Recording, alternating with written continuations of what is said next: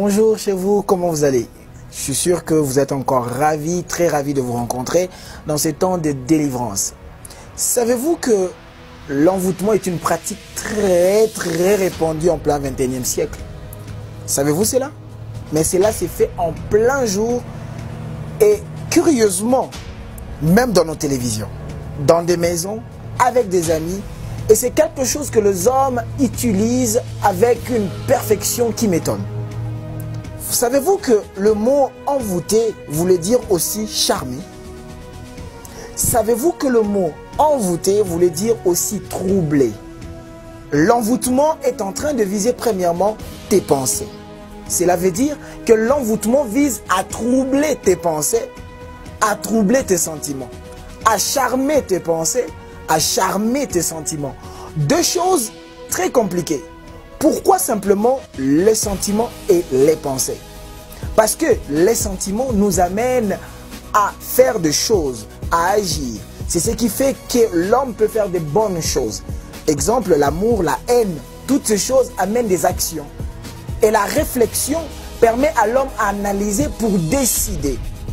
Alors si ces deux choses dans votre vie est déjà sous l'influence de l'envoûtement, je suis désolé pour vous.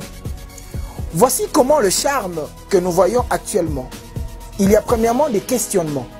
Deuxièmement, il y a l'infiltration de l'information. Troisièmement, il y a la défense que nous gardons en nous.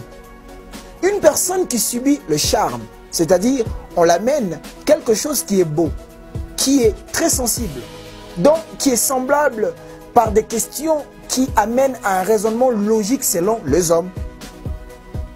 Exemple, je vous donne un exemple très simple.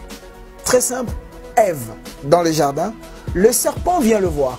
Il lui pose une question qui lui semble être très succulente. Une question, est-ce que vraiment, qu'est-ce que le Seigneur vous avait dit? Sachant que Dieu avait déjà interdit quelque chose, le diable introduit sa question comme s'il voulait amplifier pour appuyer la pensée de Dieu. Deuxième chose, le diable, après que la femme y réponde, le diable infiltre l'information, c'est-à-dire une transformation. Avec l'envoûtement qui vide votre réflexion, on ne transforme pas toute la vérité, mais on injecte quelques mensonges pour détruire la vérité. C'est-à-dire, on te pose une question. Est-ce que le Seigneur vous avait dit que vous ne devez pas manger? Vous dites, oui, il nous avait dit de ne pas manger. Oui, c'est vrai. Il vous avait dit de ne pas manger parce que, voilà. Le parce que veut dire, il vient ajouter quelque chose qui va détruire toute une vérité. C'est-à-dire ceci. La personne qui vient vous envoûter, ou l'esprit qui travaille dans votre tête pour vous envoûter, a comme objectif d'infiltrer pour détruire la pensée. Quand ce travail est fait, automatiquement, la personne qui subit ce charme est perdue. C'est-à-dire, il doute et il a déjà une tendance. Quand déjà tu doutes, le charme va commencer à travailler tes pensées. Ce charme va commencer à travailler ta manière de voir. Le charme a comme mission de faire quoi?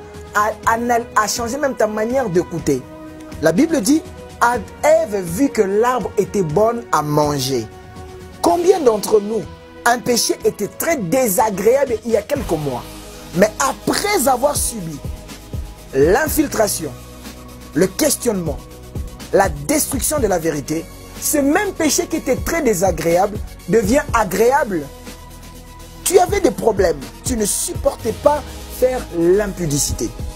Mais après un certain temps, comment est-ce qu'on t'a charmé? Voilà l'exemple que je donnerai très simple. Posez-vous la question pourquoi les musiciens profanes s'organisent à mettre les femmes à démunis. Vous vous avez jamais posé cette question? Ce n'est pas une pensée qui vient d'eux. C'est une pensée qui vient du diable. L'objectif, c'est faire quoi? Nous charmer. Pour que ce qui était désagréable, encore en 1960, devienne agréable en 2019. Si nous regardons même dans nos télévisions, nous allons constater que les mêmes films que nous suivons il y a quelques années, ce qui était suivi dans des films, dans des cinémas, on les met dans des télévisions. Dernièrement, très surpris, j'ai suivi un film de 16 ans. Mais un film très scandaleux. C'est ça en fait l'objectif du charme. Elle vous amène à normaliser ce qui n'est pas normalisable. Alors il faut faire très attention. Elle vous amène à accepter ce qui n'est pas acceptable. Quand le charme est déjà dans votre pensée, quand vos yeux trouvent que l'arbre est bon à manger, vous allez dans l'action. Alors vous allez être surpris.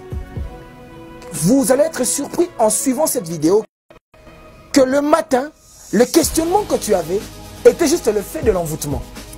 À 12 h, tu étais sous le charme. Et le soir, tu étais dans l'action. Et le lendemain matin, tu étais dans la défense. Sans le vouloir, tu étais déjà tombé. Alors frères et sœurs, faites très attention aux questionnements, surtout par rapport à la parole de Dieu. Est-ce que l'Éternel m'a vraiment interdit de faire ça? Est-ce que l'Éternel m'a vraiment interdit d'agir dans ce coin? Aujourd'hui, nous avons des questionnements que nous avons dans la société qui m'étonnent. Premièrement, on nous pose des questions sur la nature de Dieu. On nous pose des questions sur la nature de l'homme. Est-ce que le mariage homosexuel est acceptable ou pas? Voilà des questionnements. Et on nous charme en nous disant que si un homme va aller interdire à une personne de sexe, de même sexe, de sortir ensemble, est en train d'oppresser. Et on nous amène même qu'ils ont des problèmes traumatiques. Il faut faire très attention à ça. Ce sont des charmes. Et on nous donne même des films où on nous fait accepter ces choses. Frères et sœurs, quand vous êtes déjà devant ces choses, attention, c'est le charme. Vous allez constater que la même société, dans des films, c'était juste des blagues où on nous montrait des homosexuels. Mais nous sommes arrivés en plein 2019. On a voté des lois dans lesquelles on a accepté ça. Un charme qui a travaillé à un processus. La Bible ne nous dit pas quand est-ce que Ève avait vu l'arbre était bon à manger. On ne sait pas le temps. Mais ce qui est vrai, les questionnements, le doute, l'infiltration d'une vérité, c'est-à-dire des thèses qui sont basées sur des faussetés pour nous amener à tomber, on tombe dans l'action sans le vouloir. Frères et sœurs, analyse où tu es en ce moment. Est-ce qu'un pasteur peut être envoûté? Est-ce qu'un chrétien peut être envoûté? Mais quand je parle, seule une personne qui se garde dans la prière, dans la parole, avec le Saint-Esprit, discernera toujours quand le diable veut infiltrer ses pensées. Faire très attention à cela. Je répète, la prière, la parole, le Saint-Esprit. Si tu as suivi ceci et que tu te retrouves dans ces cas, appelle-nous. On pourra te dire plus en profondeur concernant ces choses. Que Dieu vous bénisse.